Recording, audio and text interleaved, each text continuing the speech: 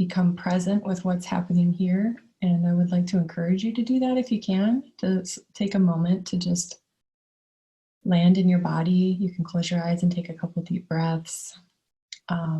This conversation, my intention is to share what I know and also let something organic come from the gathering of energy here and the people here and the questions that are presented. I don't have all the answers by any means, and a lot of what comes out of my mouth isn't mine, it's collective wisdom, and I'm really open to that. So I'll have an easier time if we all kind of focus our energy and intention here to be present with each other. So just feel into your body and take a couple breaths and let yourself land in your posture, whichever posture you're in, sitting, standing, lying down. And despite everything that's going on in your life, there's something that feels good here.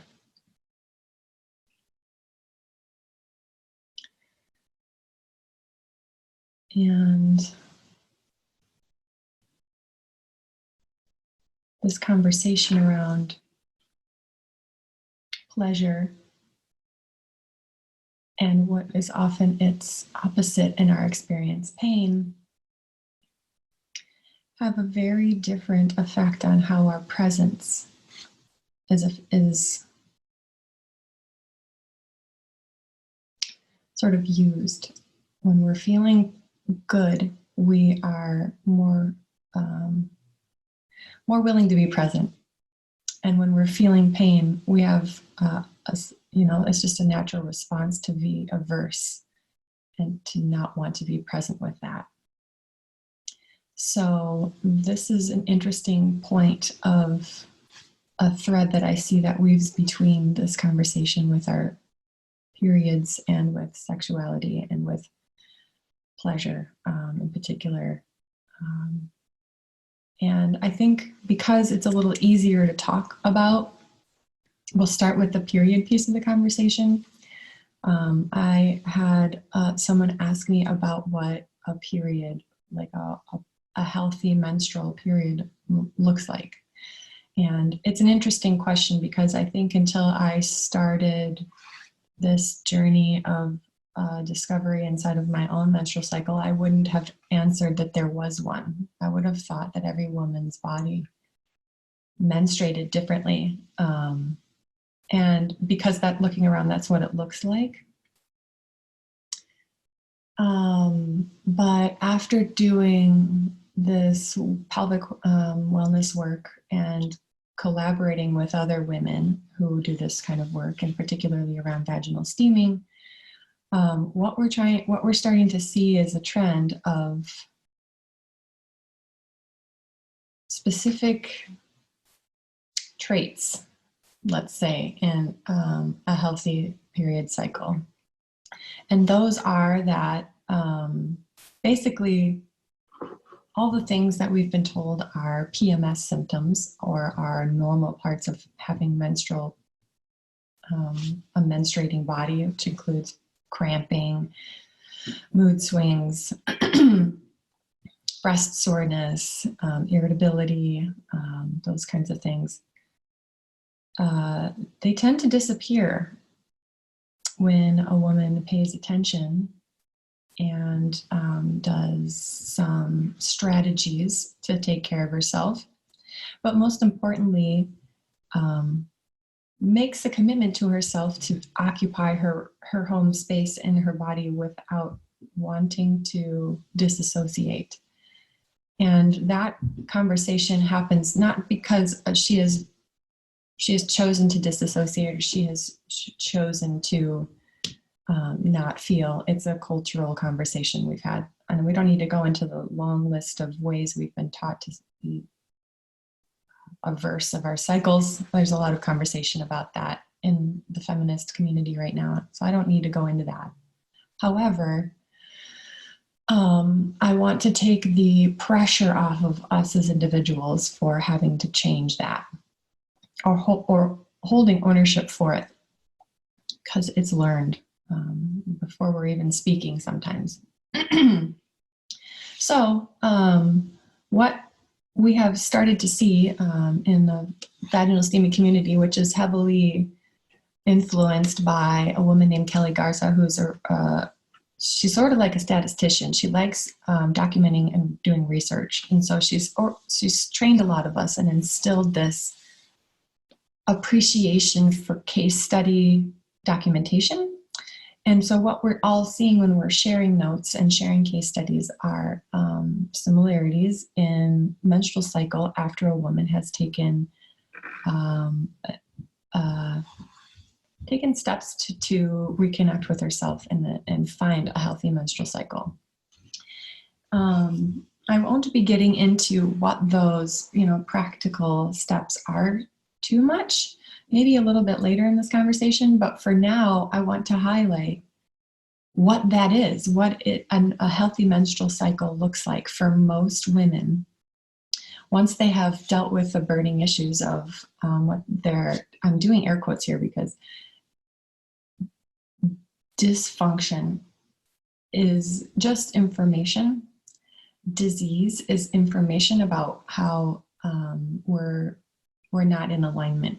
And that conversation about alignment is very nuanced and individualized, what each woman needs to find alignment inside of herself. But it's important to make that point so that we don't get stuck with a label in our mind that our body has this problem with it that stands alone. Okay, so when that conversation, a woman has had that conversation in the presence of a practitioner who can help her have that conversation or on her own, it's very possible for women to work out menstrual cycle dysfunctions on her own. There's a lot of information out there, a lot of guided courses. So what we're seeing is that most women's healthy menstrual cycle looks like this. 28 days long, plus or minus a day. Red blood without clotting for about 4 days. And that means no brown blood at the beginning or the end. No big clots of blood. Just not huge, heavy mucus or odorous blood. Clean, almost sweet smelling, pure menstrual blood, 4 days. And then no prolonged days of spotting before or after. And no menstrual cramping pain. I mean, there's a very wide scale of how women experience menstrual pain, and also a very broad scale of pain tolerance. So I'm not saying there's no sensation of uterine contraction and discomfort, but shearing pain that radiates through the body, down the legs, explodes into the sacrum and the low back, no. Debilitating pain that even prevents you from operating in your daily life, no. Mild pain that prevents you from walking, going for walks and being outdoors and being able to hold conversation, no. Mild aching and a sensation of heaviness or a sort of slow vibrational, it's tough to even call it pain, uncomfortable cramping feeling. Yeah, some of that's normal. However, it's not necessarily a long-term expression of your uterus to experience that. It could be completely painless and also discomfortless. And I think the healthier that so from my experience, I used to have debilitating period pain that would lay me up in bed for 2 days straight. Couldn't work, couldn't hardly even feed myself. It was horrible. And that is not uncommon. And I particularly experienced that intensity in high school. And so going through that for years and years and years created a sort of a pattern, an anticipation, and then when it was happening, sort of a like a neurological expectation of pain.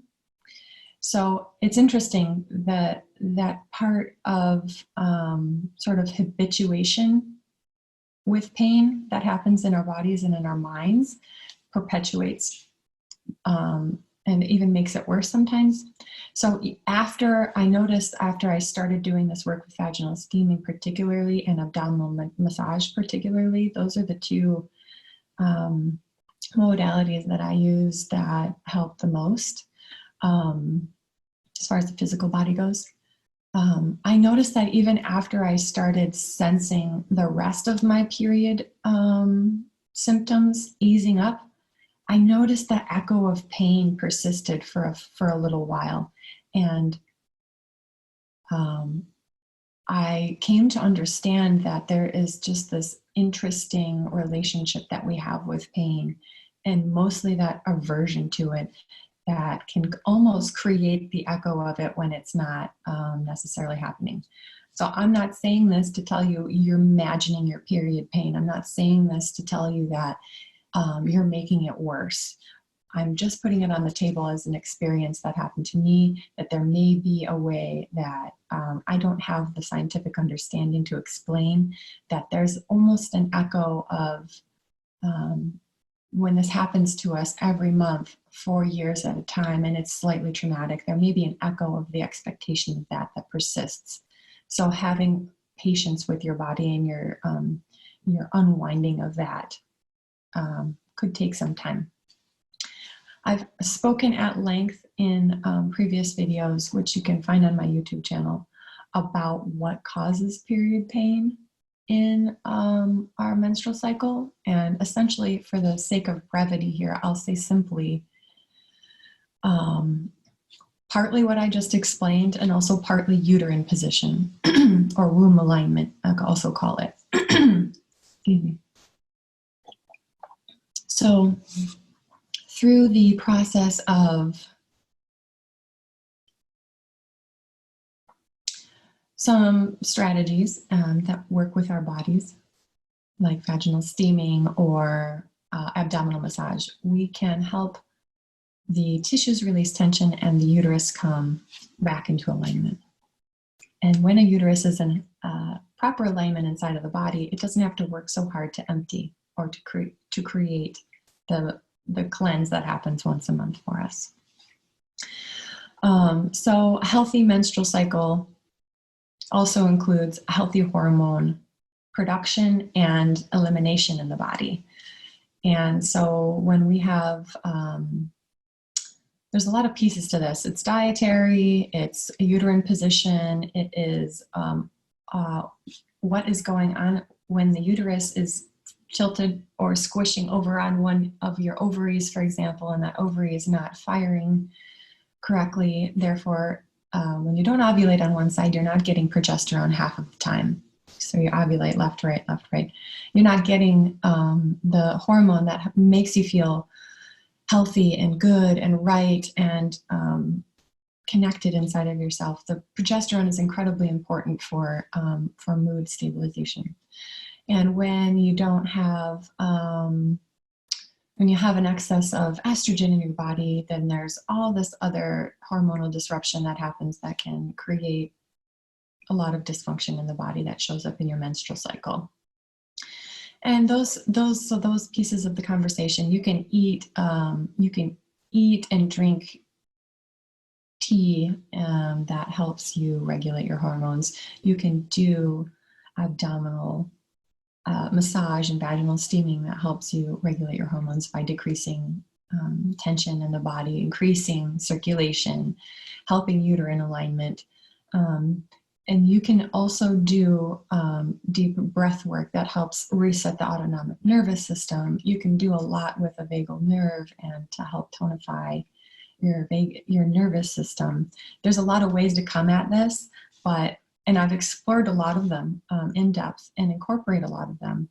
But what I have seen, honestly, that it seems to be like the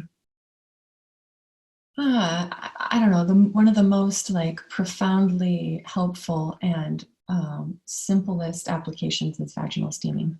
Sort of takes care of a lot of it all at once without much effort and very little invasiveness. And I think that there's a piece of the conversation here that, and this is where I see this bridge between this conversation around our periods, our menstrual cycle, and orgasm that happens in our experience of vaginal steaming. And that's just like when we slow down and we sit with presence, with ourselves, with our pussies, with positive stimulation.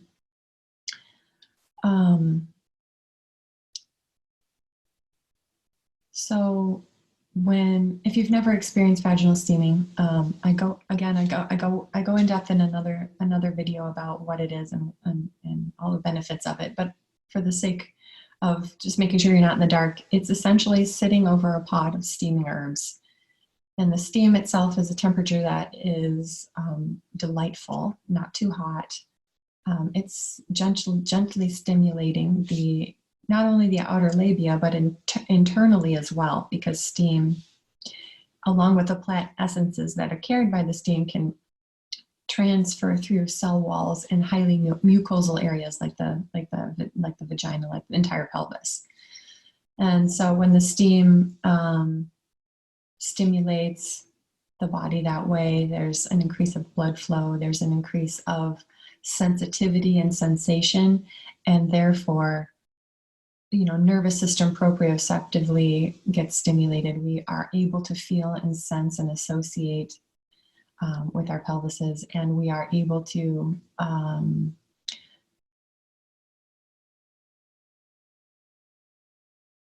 it's sort of like, I don't want to say rewire or wipe the slate clean. Those are too active. That's too verby. But there's some kind of alchemy that happens when we're with ourselves in that kind of ritual that, like at the beginning of this conversation, I was talking about how we're a little bit pain averse.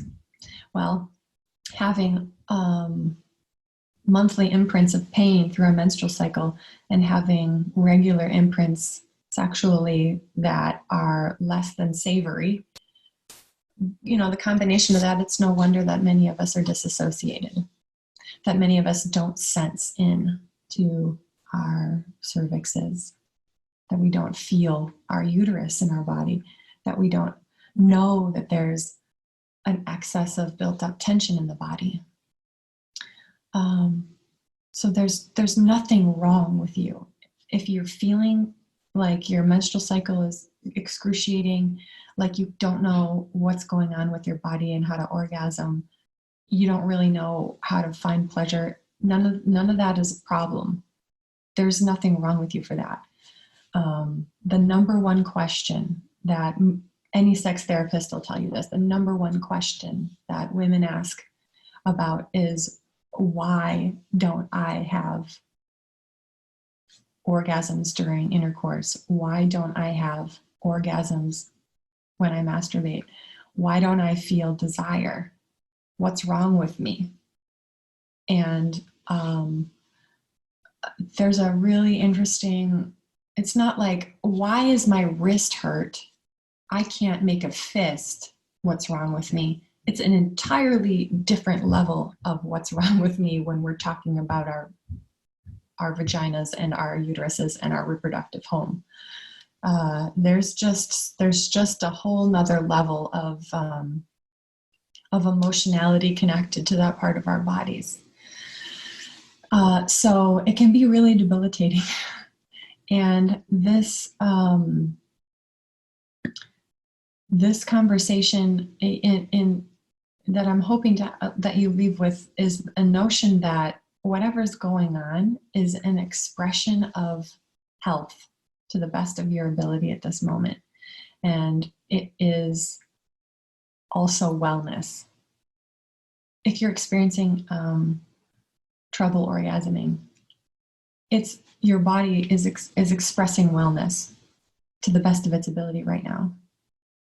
And there is some thing we can do about that, but you yourself, you this being experiencing infinite awareness, there's nothing wrong with you.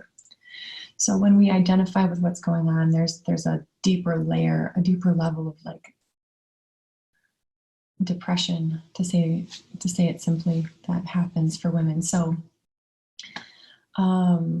it's like a contraction on top of a contraction. So one of the questions that I was asked to talk about, I found very interesting. And that's because often I get asked to talk about like trouble orgasming with intercourse. And because a lot of women seem to be able to masturbate, but then they have trouble orgasming with intercourse. And I have a lot to say about that too, but I found it very interesting to be asked the question in the opposite. I can orgasm with intercourse just fine, but it's masturbation that I have trouble with. And I guess I'm so fascinated and interested in female desire, and it's so intricate and we know so little about it, and female pleasure, and there's so many pieces of it. So I am just prefacing, in no way am I going to cover all of it, but what came up for me and what I found very interesting for the greater conversation around orgasm and around healthy menstrual cycles in general, can start with asking ourselves a couple questions. And if you want to just take a moment to settle into whatever you're sitting on or laying on or standing near, and just rest into your skeleton and close your eyes and take a couple breaths and let these questions, it's like as if you were sitting in front of a large gong. Let them vibrate through your being and let your body answer them just for yourself. Try not to get too analytical, in other words. So take a couple deep breaths into your lower abdomen, into your pelvis. You might even take one hand and cup your pussy. I'll do it with you. And be present. Give the gift of your awareness here to your sexual reproductive side. And ask yourself, what messages did you receive about sex or masturbation as a child?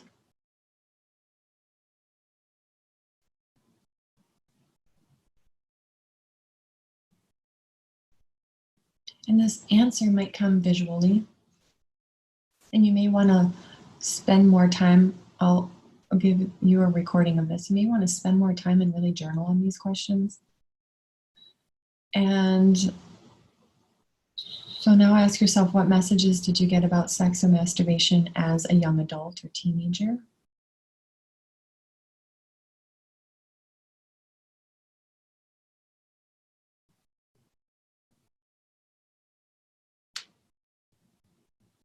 And what messages did you get about sex or masturbation as an adult?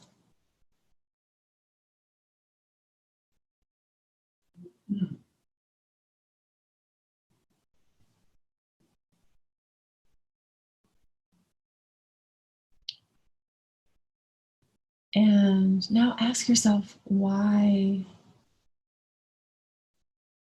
do you seek pleasure sexually? Why do you masturbate? Why do you want to masturbate? Why do you want to experience orgasm?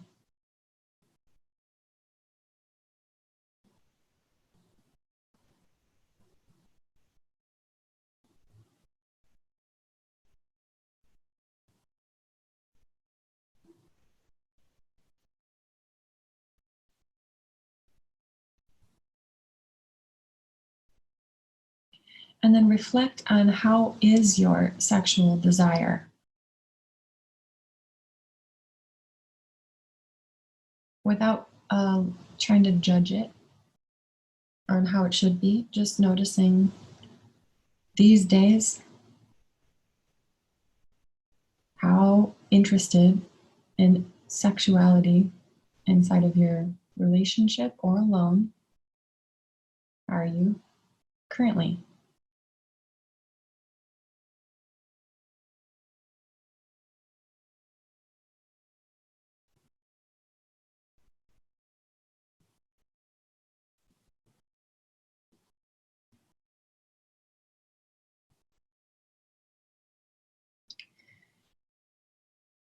And this one's interesting because it's really easy to slide into self-judgment. There is so much conditioning on us to be sexual. And then again, to not be. It's so paradoxical. No wonder we're confused, and no wonder we're disassociated, and no wonder we're not expressing it or feeling it to the degree that we wish we were. And so we can just, drop all the baggage. Or maybe just one bag. Take a moment to just feel into the body and how those questions are resonating with you. Take a couple more breaths to yourself and preparing to come back.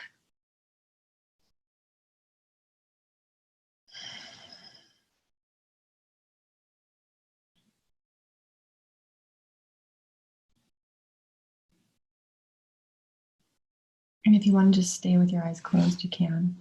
You can keep your hand on your pussy if you want to.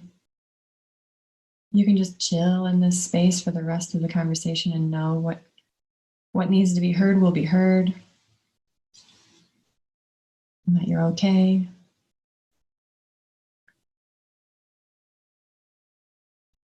And that whatever you're feeling, not wrong.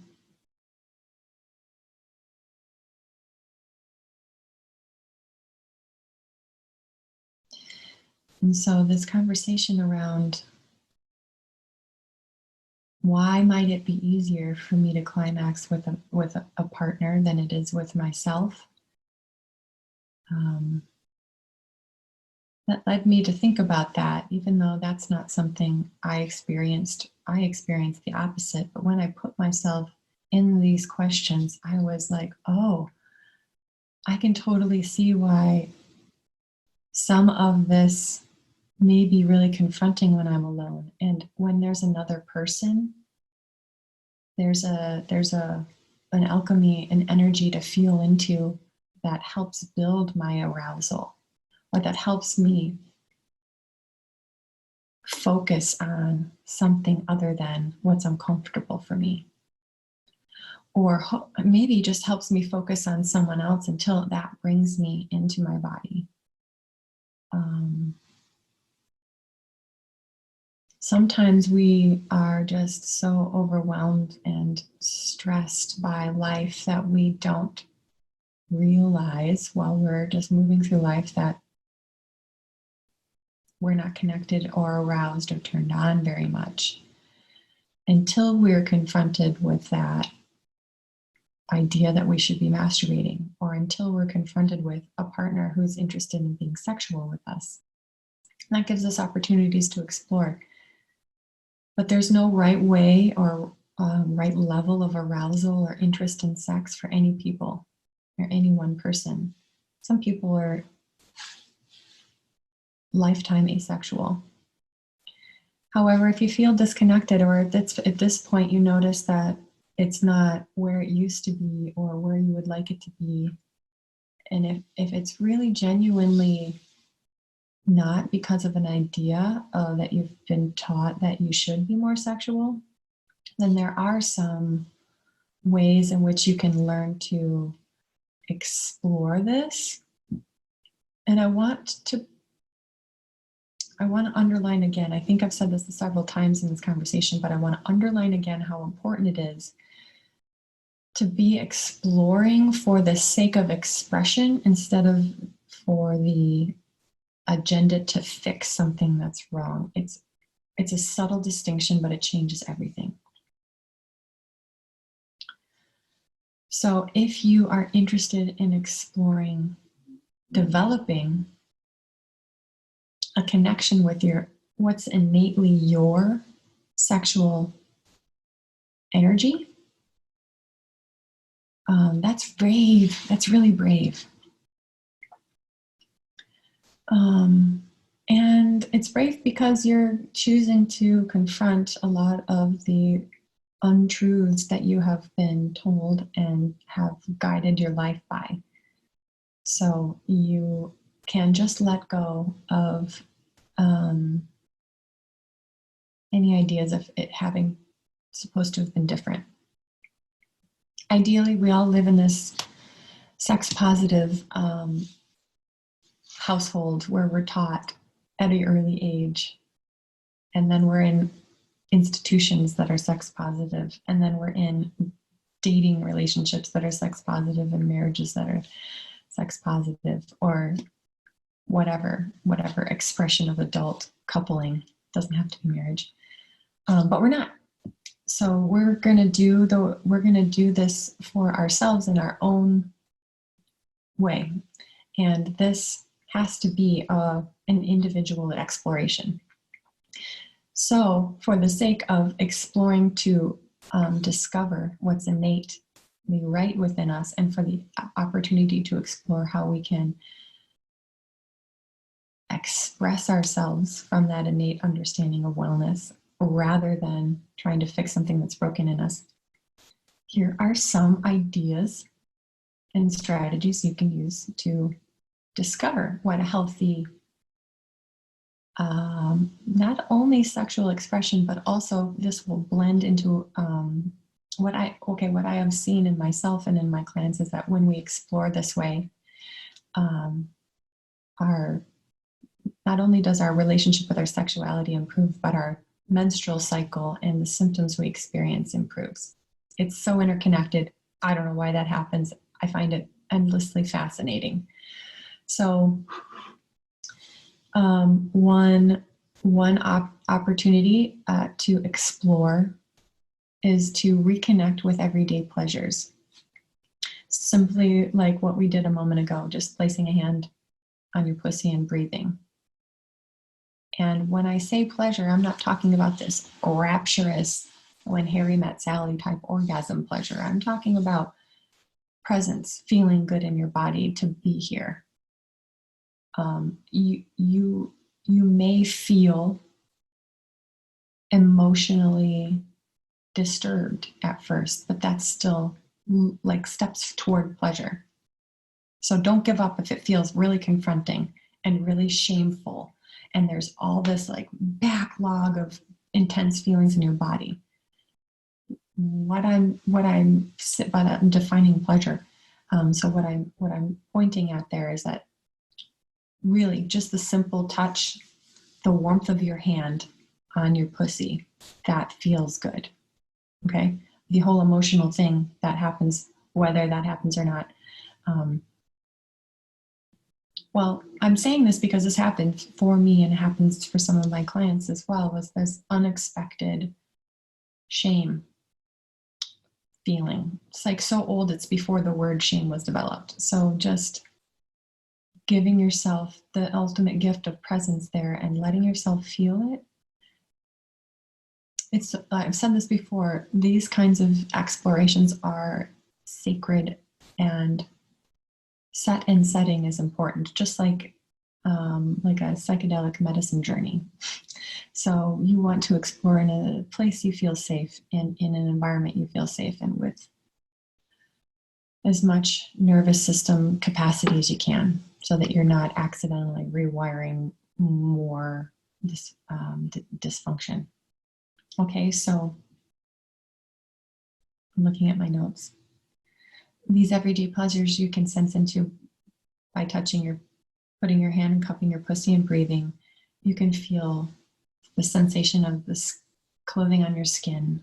You can feel the sun on your face. This time of year, springtime in the Northern Hemisphere, it's quite confronting, actually, all the ways in which nature is expressing pleasure all around us that can inspire us. Feeling the spring breeze, watching plants tendril up towards the sun. All of these ways in which we can take baby steps to reorient ourselves to look for and to sense into pleasure. I can't tell you how you might be saying, don't you have anything better than that? But this simple and very everyday mundane practice has been one of the most profound. I'll talk about some shinier practices in a minute, but I can't overstate how the everyday reconnecting and rewiring with pleasure is so important.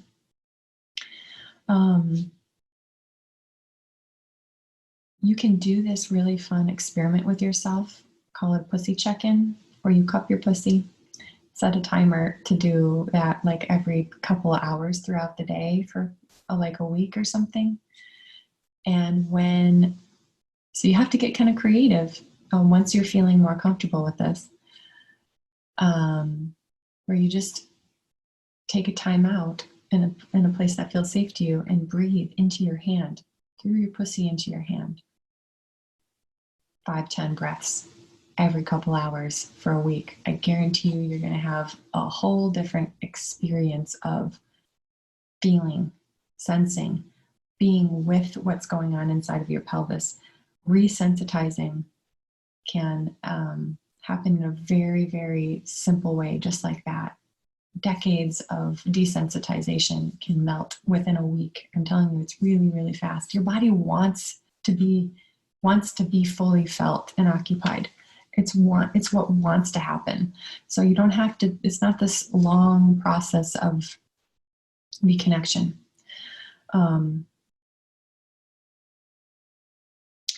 There's another piece of this conversation around masturbation, and that is how we do masturbation. That could be limiting your experience of pleasure and orgasm. And it's simply that every pelvis is wired differently for pleasure. Pleasure nerves are different in different parts of your body, in different parts of your pelvis, and in different places in different women. Some women are more wired for pleasure through anal stimulation than they are through vaginal stimulation. Some women are more wired for clitoral orgasms than they are for cervical orgasms, and vice versa. And so learning how you respond to pleasure and where in your body feels good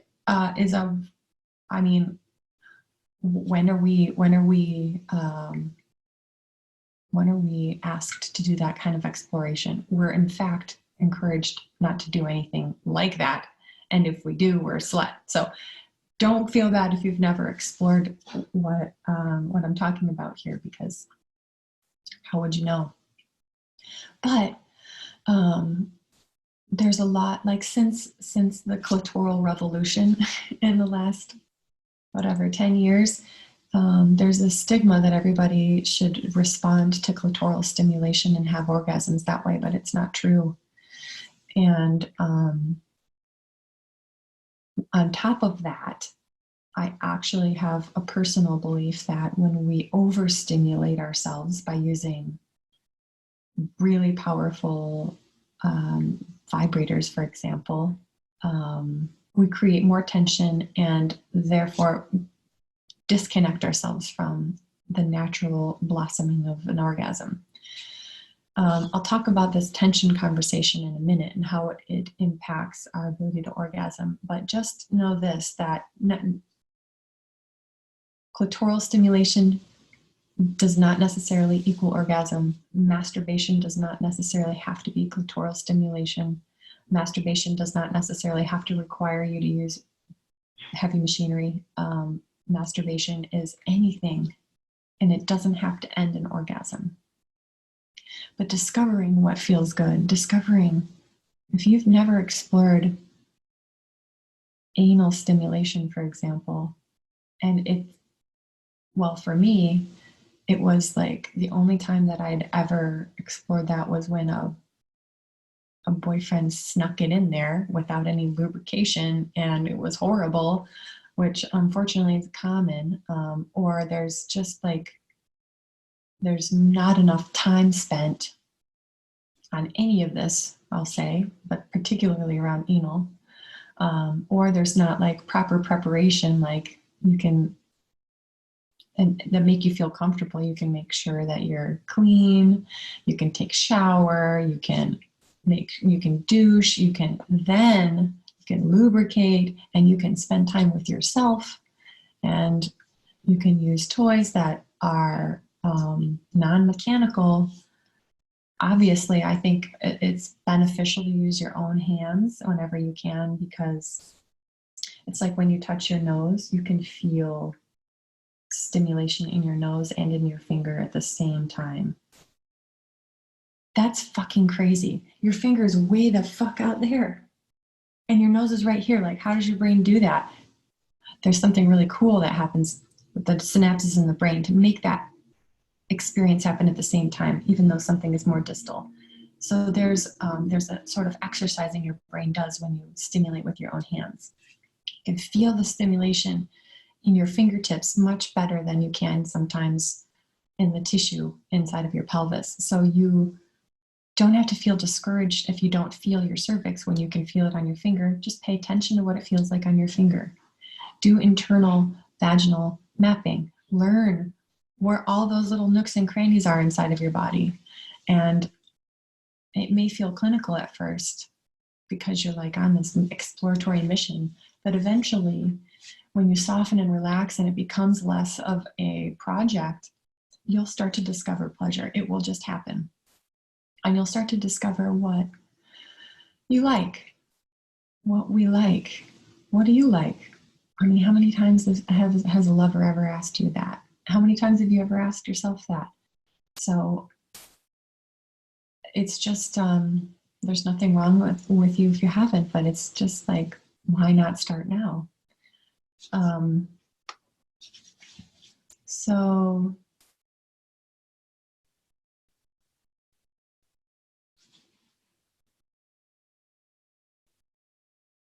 yeah. So anyway, if you do use vibrators and you are saying to yourself, well, I'm not orgasming like I wish I could. I know there's such a thing as a cervical orgasm. I know there's such a thing as a deep womb orgasm. I know there's such a thing as a full body orgasm. I'm curious about those. I would say then take a break from your vibrator, take a break from your clitoris, and explore what else there is. And I say that because from my own experience, I didn't used to be able to orgasm with penetration. And the only way I could orgasm during intercourse was intense clitoral stimulation. And I had a magic wand with a head on it like this big, and that's what I used. And it was like kind of get it done exploration. And there's so much more to feel and to sense, and there's a well of richness. It's like that kind of orgasm is like the surface tension on top of a well. And then the depth of the well goes 50 feet down, and that's the rest of your body's capacity to orgasm that you don't get to sense into when you're just overstimulating your nervous system with a super crazy vibrator on your clit. So I'd say take a break and let that imprint kind of dissolve, and let yourself reconnect and reassociate with deeper levels of pleasure.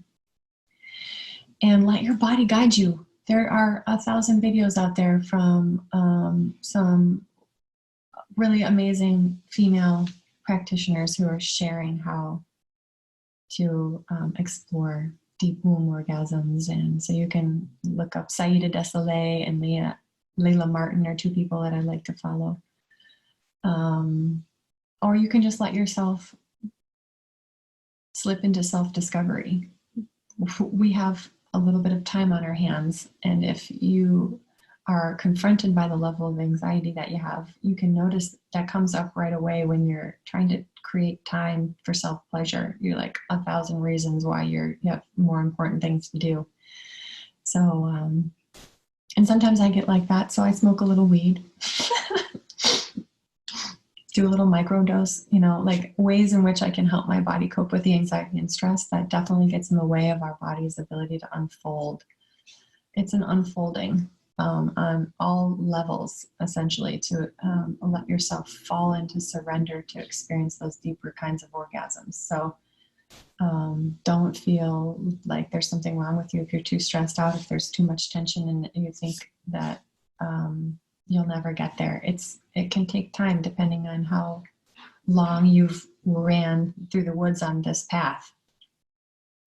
And I just mentioned this to give you ideas of exploration, not so that you feel like you should have deeper orgasms. Clitoral orgasms for the rest of your life may be just fine. Maybe that's actually not something you experience that you want to experience. There's no right way. That's the bottom line.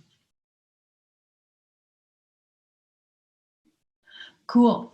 So if one other thing that I've explored with personally that's helped me kind of break out of the habit of vibration, high intensity clitoral orgasm, and the wiring of that has been using a jade egg.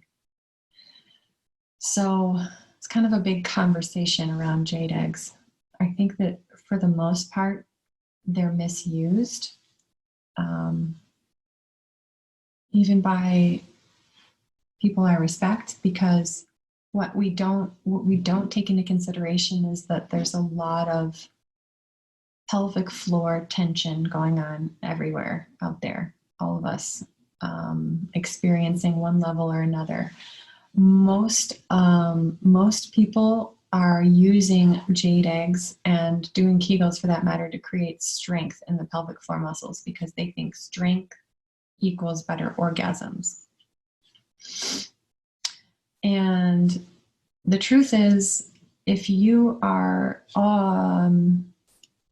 contracted in your pelvic floor musculature or in your pussy, and that means you're in a holding pattern and you can't relax, then there's no point in trying to strengthen. In fact, it could actually make things worse if you try to strengthen a contracted muscle that doesn't know how to relax. So using a jade egg to resensitize internally, just resensitize while you play, and to relax around it. Using it as a tool to breathe into, to rebuild sensation and to relax first. That's what I love about vaginal steaming, abdominal massage, internal mapping. These methodologies and systems help us reconnect with our tissues in a way that doesn't overstimulate and create holding patterns or exacerbate holding patterns. For any of the strengthening or any of the like Kegeling techniques to work to give you better orgasms, you have to be able to fully relax first. And I tell you what, personally, this is like an everyday project. These times are stressful. We hold tension in our bodies in ways we don't even know until we start sensing into it and realizing, whoa, I'm in total lockdown down there. My legs are always clenched together. My abdomen is always held in. I'm constantly tense in my pelvis. And we're taught to do that in yoga, and we're taught to do that in every fucking women's magazine, but it's not helpful. It's not helping us.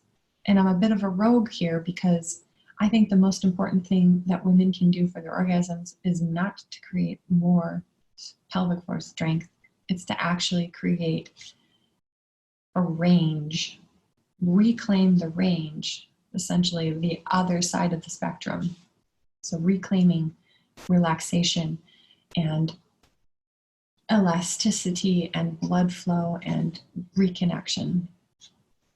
So using a jade egg or using like a glass wand for the purpose of resensitizing and reconnecting this is an incredible opportunity for increasing your experience of pleasure in any experience of sexuality, but particularly with yourself and masturbation, because you know these intricate places that you can find in yourself. You can't talk someone else through that. I mean, you can take some time, but getting to know your body literacy first for yourself is most important.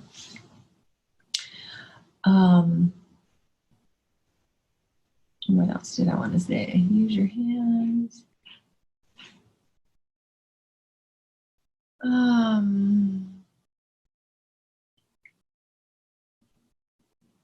There's a definite piece of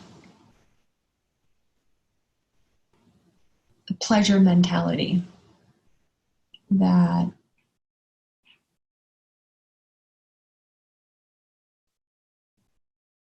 gosh, it's like so ultimately linked with our right to feel, our right to be here, our right to feel good, our right for autonomy in our bodies, and our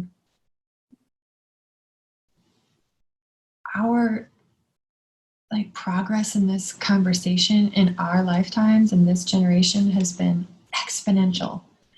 And there is a piece of the epigenetic story that we carry from our mothers and grandmothers and from our grandfathers and their grandfathers, and not all of this is ours. And actually, I might just scratch that and say, like, very little of it is ours. And by ours, I mean happening to us in this lifetime. We don't need to have any like further discussion about my beliefs about all of that, but there is an becoming more and more obvious understanding about the nature of reality being one great awareness. And we tap into each other in these serendipitous ways all day, every day. And we think that that's the exception, but it's not. So the tension that you carry in your body, particularly during a global pandemic like this, is not all yours. And the tension that you carry around in your expression, in how you explore sexually and how you express sexually, not all yours. And if you can just like lay down the ownership of all of that it's your problem to fix, and that it's your conditioning, you all this misidentification with you as a person, as a being, as the owner of a pussy who is dysfunctional. For me, it's just really like loosened up the grip of the pressure to explore more wholly and more connectedly. And I think there's a depth of compassion that I feel there when I can let it go, and I can know that beings in the world have expressed this and have felt this, and that it's universal. That makes it so much easier to work with it when it feels like it's all mine and I have to do all of the work to manage it all, and like, it's impossible. The same with the anxieties that we're feeling. It's not all your anxiety. It's like anxiety is shared. Sexual dysfunction is shared. Pleasure is shared, for that matter. Oh my God, what a cool exploration to look in that direction. Not only for relieving our shame and embarrassment about sexual dysfunctions, but also reveling in the magic of the shared pleasure experience and how we can tap into that resource as a collective awareness just tickles me to consider it. So the top one is showing some ways in which the uterus can fall and get tilted. And what's interesting about that one is it shows you where your cervix ends up pointing. You can tell a lot by where your uterus is in space by where your cervix is inside of the pelvis. And so this can have a lot to do with trouble orgasming through cervical stimulation if you can't actually access your cervix. Like that first one in particular, when it's anteverted, it's like pressed behind, back towards the rectum. It's pretty hard to find. Some people have like that in combination with like a lateral twist. So it's not just straight back, but it's straight back to the right. And it's like, whoa, where the fuck is it? And then the bottom one, like this is showing, I mean, it's a little exaggerated. There's not that much extra space inside of the pelvis. In fact, all the organs nest together to create a very tight little little pocket of organs supporting one another. So sometimes when there's irritable bowel stuff going on, there's also or constipation. There's also a way in which that affects impacted bowels, a way in which that affects the position of the uterus. And so when the uterus is in a funky position and it's squishing the ovaries and you're not ovulating correctly, then your body's hormones are not being released correctly. And then there's a conversation around how those hormones are being distributed due to lack of blood flow. And then there's a conversation around the rest of your endocrine system and how you're supporting your lymph and your liver and your thyroid. So it's a big conversation, but that is one piece of it. Is uterine position can affect how well you're ovulating, for example.